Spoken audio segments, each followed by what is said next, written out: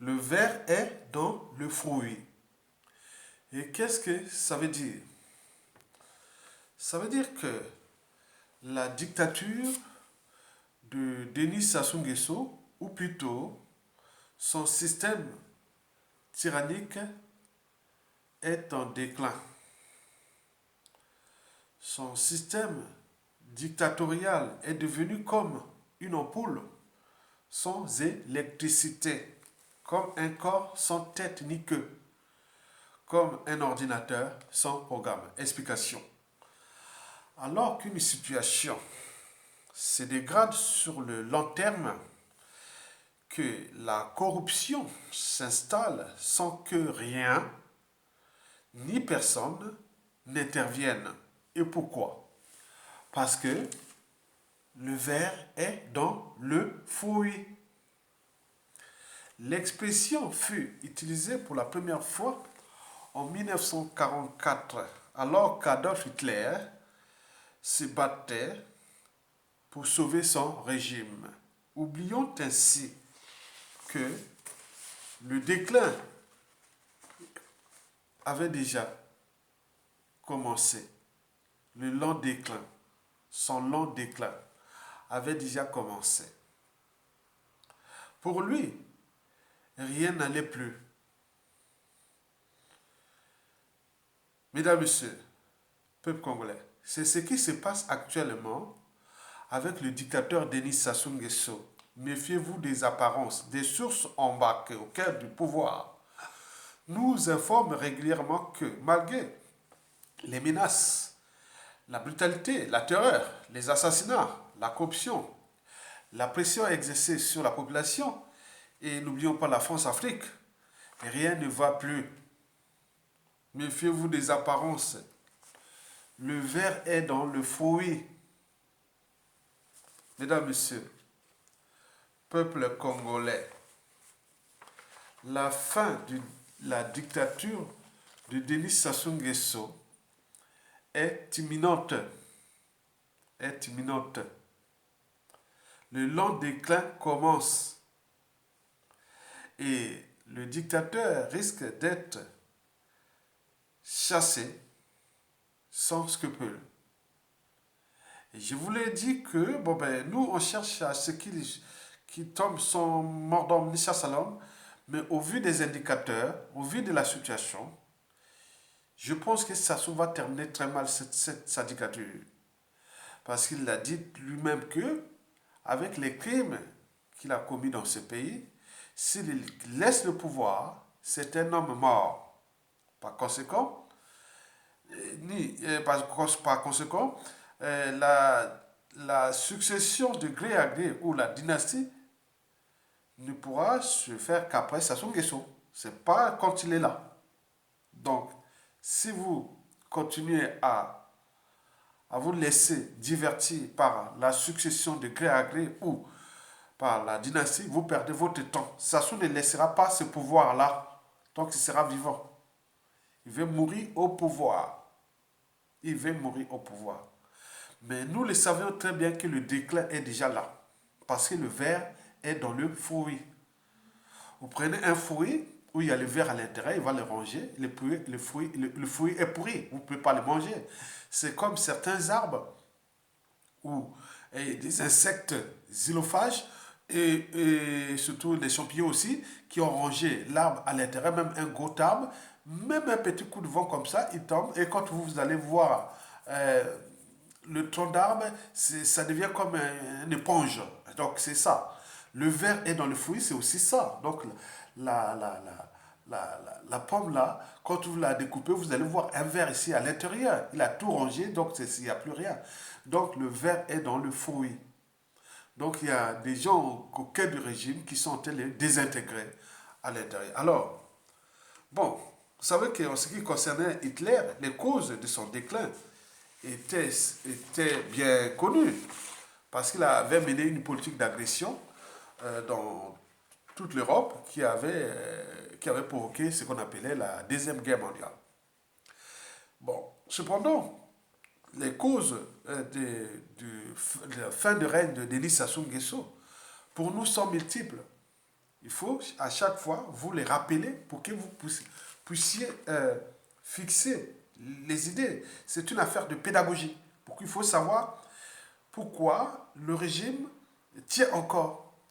Donc on vous donne les piliers de la conservation de la dictature en ce moment. On sait bien que le ver est dans le foyer.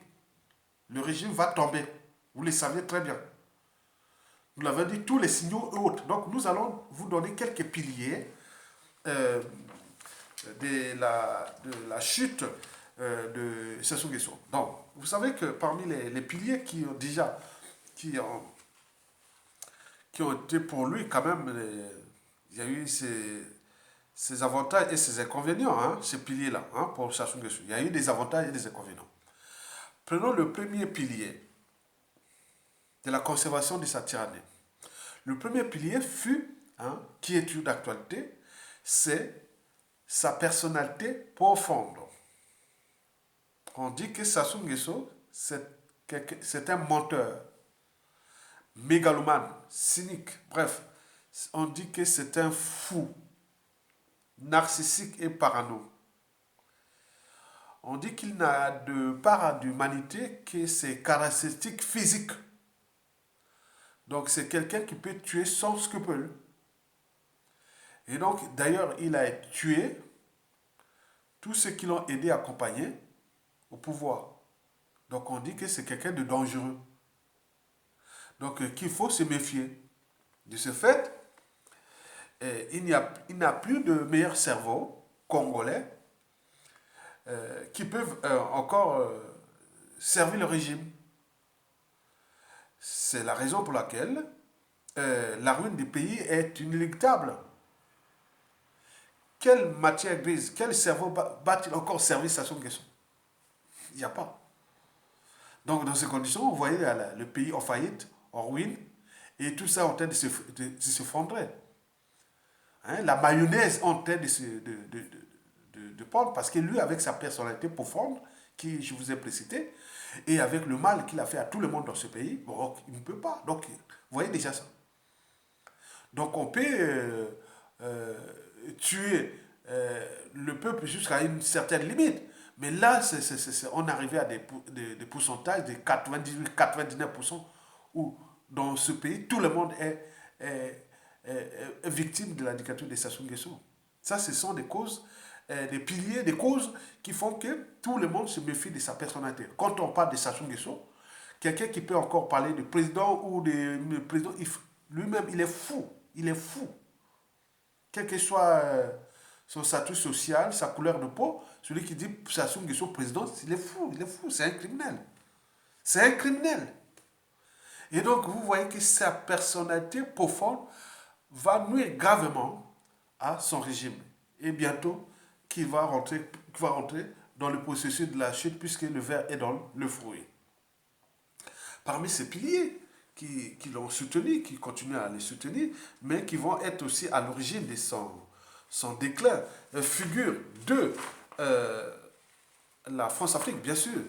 Mais elle est mal en point en Afrique à cause, d'une part, de la diplomatie suicidaire de la France en Afrique francophone au cours des 60 dernières années.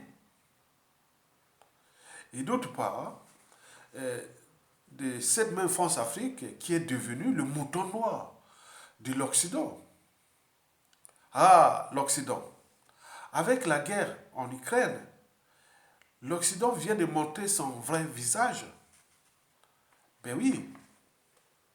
En l'occurrence, lorsqu'il s'agit de respecter des valeurs soi-disant occidentales, qui sont des valeurs par exemple de liberté, des droits fondamentaux, de la dignité humaine, de la souveraineté des peuples et des nations, et n'oublions pas de la démocratie. Là, il me semble que ça ne concerne que l'Europe ou l'Occident ou chez les Blancs. Pas en Afrique ni chez les nègres ou les noirs. Non, là on vient de voir qu'il y a des problèmes. Donc, l'Occident va certainement changer de méthode parce que Là, il y a deux poids, deux mesures. Regardez ce qui se passe en, en Ukraine, où tout l'Occident envoie les armes hautes et hautes.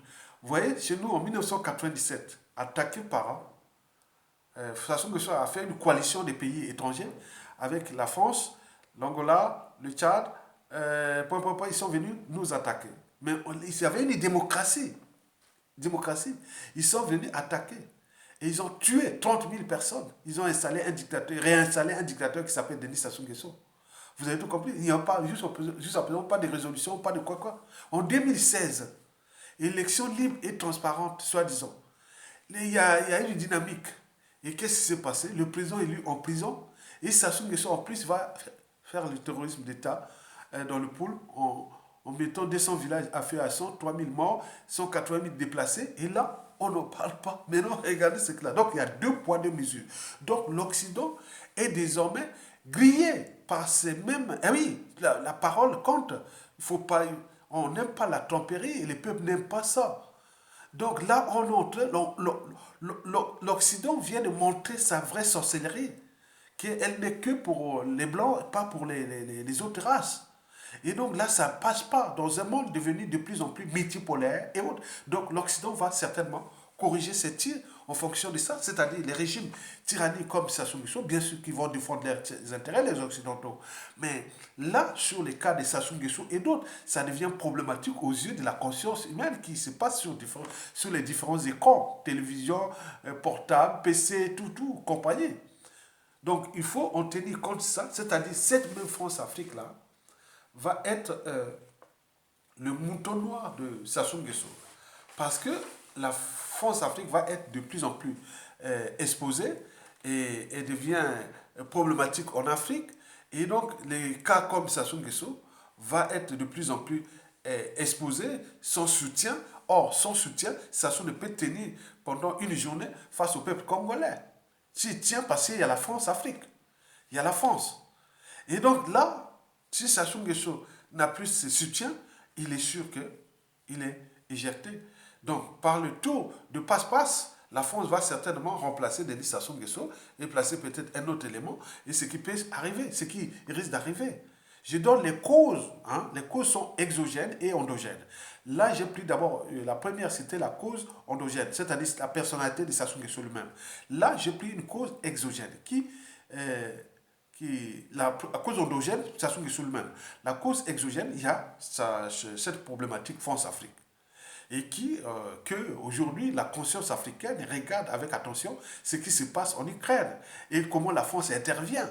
Pourquoi n'est pas intervenue pour sauver la démocratie au Congo-Brazzaville? Pourquoi n'est pas intervenue pour sauver la souveraineté du peuple congolais? Pourquoi n'est pas intervenu pour aller soutenir la démocratie au Gabon, au Cameroun, au Togo, au Côte d'Ivoire et partout en Afrique francophone? Sont précarés. Mais là, il y a deux poids, deux mesures. Et donc, les gens commencent à comprendre quand les peuples, quand les injustices pénètrent les cœurs et les masses. Et c'est là que ces peuples-là deviennent en mouvement, ils deviennent puissants et autres. Donc ils comprennent que le jeu occidental par la France-Afrique est donc problématique pour les libertés fondamentales, les droits fondamentaux, la souveraineté et la démocratie en Afrique. On est bien d'accord? Mais pourquoi me dites encore? Donc Sassou Nguesso, c'est quelqu'un qui est déjà, hein, c'est comme l'arbre, comme je vous ai dit, l'arbre qui est attaqué par les insectes xylophages et puis les champignons microscopiques. Et donc, quand même un petit vent, vous voyez, vous l'enlevez, l'arbre tombe comme ça, peut se pencher, après il tombe, et vous allez voir le tronc d'arbre, vous allez voir comme c'est comme une mousse, comment ils ont broyé tout ça. Donc, le ver est dans le fruit, c'est pareil. Si vous coupez là, vous allez voir un ver, un gros ver là qui est en train de manger là-bas. Hein? Donc, l'origine de Sassou Nguesso, c'est comme ça, comme je vous parlais d'Adolphe Hitler. Mesdames, Messieurs, peu congolais. Donc, par le tour de passe-passe, nous risquons de voir Sassou Nguesso remplacé par un autre pion. Et donc là, c'est probable. Ça, c'est inévitable. C'est à nous de prendre conscience que, est-ce que nous voulons qu'il soit remplacé par un autre pion, puisque Sassou Nguesso est, disons, avarié, est-ce que nous-mêmes on prend notre responsabilité? C'est tous les questionnements. Mesdames, Messieurs, peu congolais. Parmi les causes multiples, voilà, il y a une troisième cause, mais celle-là est endogène, de nous-mêmes. Donc, on voit que bon, ben, Denis Sassou Nguesso n'a cessé d'humilier, hein, de piétiner, hein, c'est-à-dire brutaliser, tuer, tout, dans ce pays. Même ceux qui l'ont aidé à revenir au pouvoir, ceux qui l'ont accompagné, tout ça. Regardez le nombre de morts. Il faut avoir au moins un cerveau, une âme consciente, la mémoire aussi. Il faut avoir la mémoire, il ne faut pas oublier. Regardez ceux qui Sassou Nguesso a tué, les généraux, les officiers, les intellectuels, tout qu'il a tué. Vous croyez que c'est, oui, c'est perdu? Parce que celui qui blesse ou tue peut oublier, mais celui qui porte les cicatrices n'oubliera jamais. Celui qui porte le deuil n'oubliera jamais. Donc là, on sait bien que Sassou est quelque part le méchant monsieur qui était venu là contre ce peuple et autres. Donc même au sein du clan, tout le monde le sait. Il dit que ça risque d'être vraiment chaotique. Parce que la situation n'est plus tenable. Le verre est dans le fruit. On dirait qu'on est en train de ranger notre système à l'intérieur. Mais s'il y a un petit vent extérieur, France Afrique, ça sous-tombe. Le fruit est là déjà rangé. Je veux que il tombe. Vous voyez ça? Et donc, malgré les pressions exercées contre la population par Denis Sassou Nguesso, malgré les mauvaises conditions de vie qu'il a imposées au peuple congolais, malgré le terrorisme d'État, malgré tout ce qui entreprend comme moyen scléral ou s'énerver pour terroriser, non, ça ne marche plus. Nous, selon les sources embarquées, disent non, tout le monde a peur l'après qui est déjà inévitable. Il y a quelque chose qui ne va pas. Donc, avec le contexte géostratégique qui se passe là, ou les enjeux géostratégiques, il arrivera quelque chose qui va arriver, ça sera imprévisible. Je vous l'ai dit que la chute de Sassou sera par surprise. Donc, vous avez tout compris. Très bien. Donc, la situation ou le climat sociopolitique ou social, même au niveau militaire, même clanique, il y a méfiance, défiance. Donc tout le monde ne sait pas, donc la méfiance est totale. La défiance est totale. Il y a des gens, ah non, non, je peux aller là-bas, je ne veux plus voir ça. Et d'autres, ah non, mais vous savez, on n'en parle plus. Parce que les trois piliers que je vous ai précités là, hein, donc vont certainement provoquer la chute de Sassou Nguesso. Donc là, on nous informe que il ne reste que quelques élites corrompues, civiles ou militaires, et même ceux qui sont au pouvoir, et quelques membres de la diaspora qui sont là, qui ont bénéficié de ce système-là, mais ils sont aussi grillés. Ils sont aussi grillés parce que s'ils n'en prennent pas conscience que nous sommes un petit pays, où tout le monde connaît tout le monde. On sait de la diaspora, on sait que ceux qui vivent du régime de Sassou Nguesso, pour jouer quel travail contre la vraie diaspora, c'est tous les questionnements. Au pays là-bas, pareil. On dit que dans la diaspora, il y a la sorcellerie. Il y a des gens qui vivent des Sassou Nguesso. Vous imaginez. Vous êtes à l'étranger, en Occident, vous pouvez vous débrouiller pour son pouvoir d'achat. Mais là, allez prendre l'argent du sang des Congolais, l'argent volé au peuple congolais, et vous venez chercher des trucs qui sont... Ah non, non, dans la diaspora, c'est la honte. C'est la honte. C'est la honte. Vous faites le jeu, bon, mais c'est connu. Bayebi, bayebi, bato, na bayebi bango. Oh, bazo sa na sasso. Na potao. To yebi bango. Oh, ok, bon. Mesdames, messieurs, peuple congolais. Donc, le verre est dans le fruit. Parce que tout se chemine vers les trois pensées que j'ai toujours dit. Que le combat d'un dictateur contre le peuple, c'est comme celui de l'homme contre la nature. Il sera toujours perdu par l'homme. Deux, tout a un début et une fin. Tout a un début et une fin. Et trois, il faut se dire que dans la règle d'or, ne faites jamais autrui ce que vous ne souhaitez pas qu'on le fasse sur vous-même. Il ne faut pas punir le peuple comme ça. La justice, quand elle est rendue par le peuple, elle peut être brutale et aussi civilisationnelle aussi.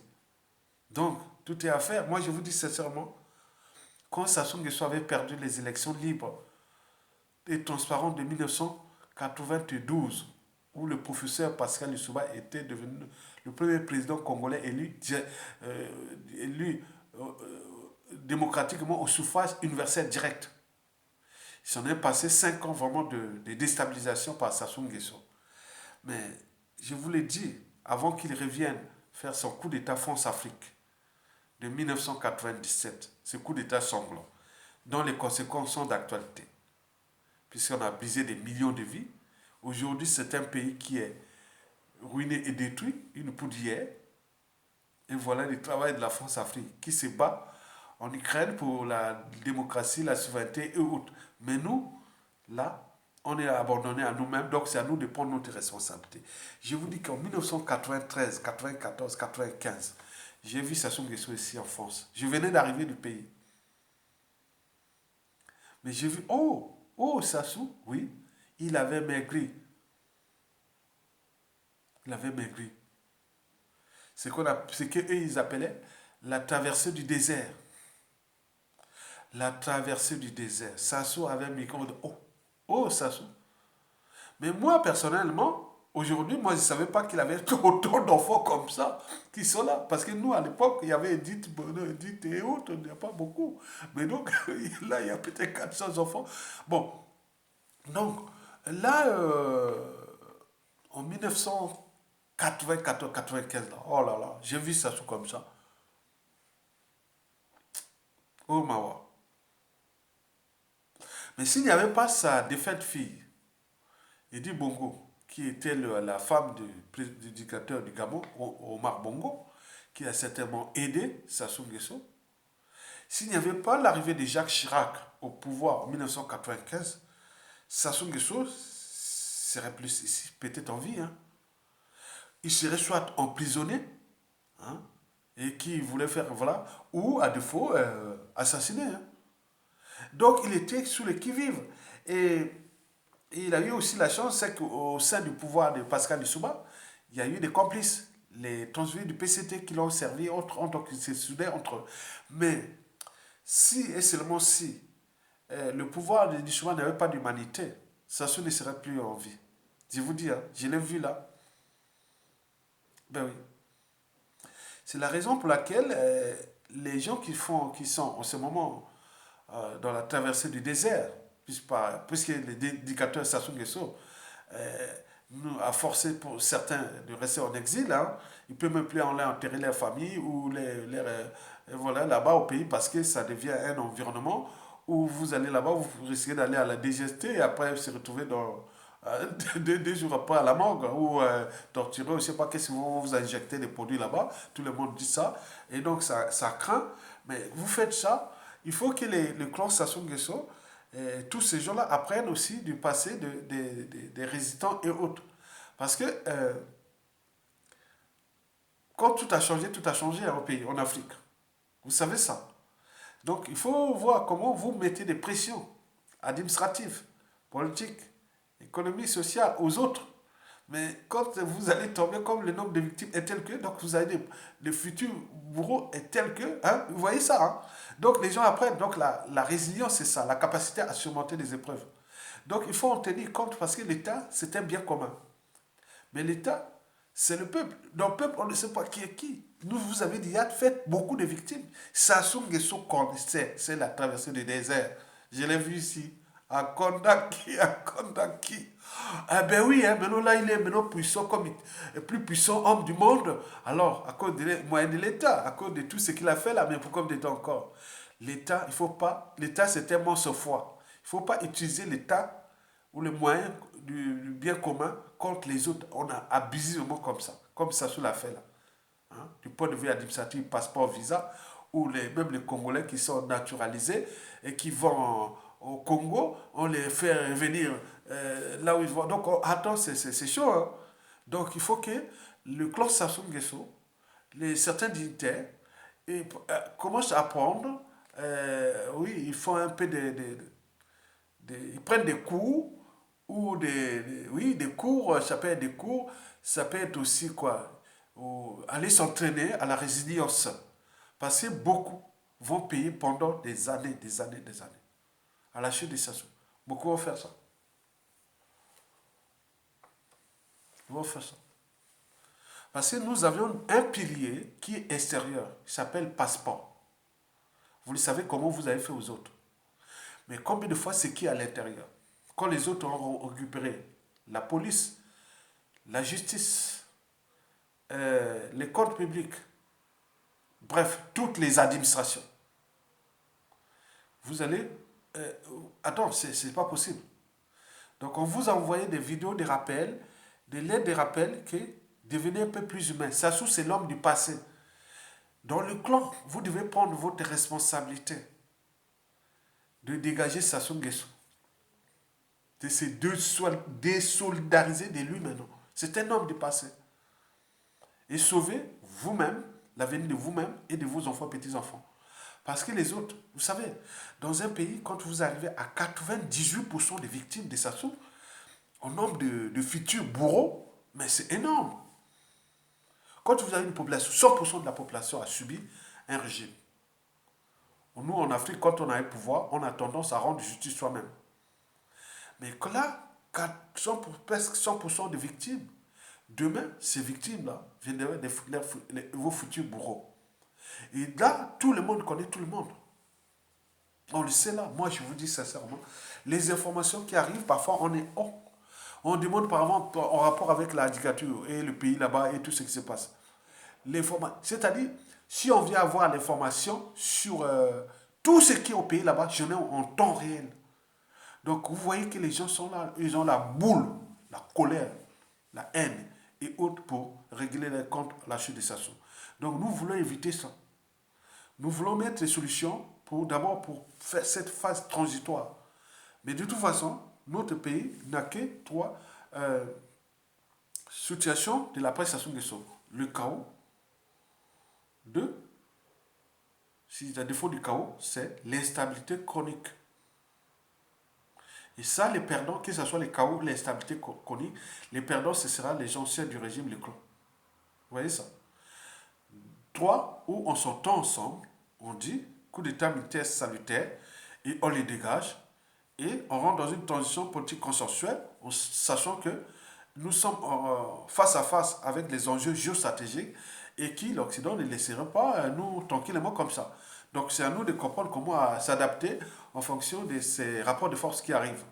Et donc voilà, c'est tout. Donc sinon le reste, bon, vous continuez à vous diviser, à faire la haine. Vous voyez comment ça se passe là en Ukraine, comment on a traité les Noirs, hein, en Pologne.